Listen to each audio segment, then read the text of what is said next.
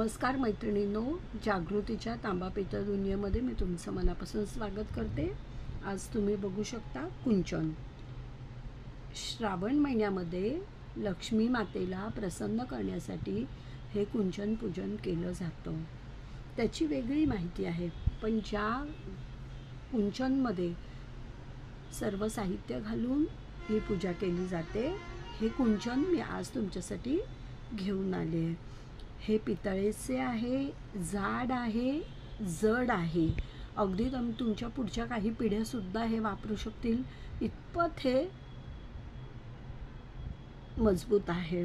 ह्याचं वजन अर्धा किलो आहे, याची उंची 2.5 इंच आहे आणि डायमीटरसुद्धा 2.5 इंच आहे।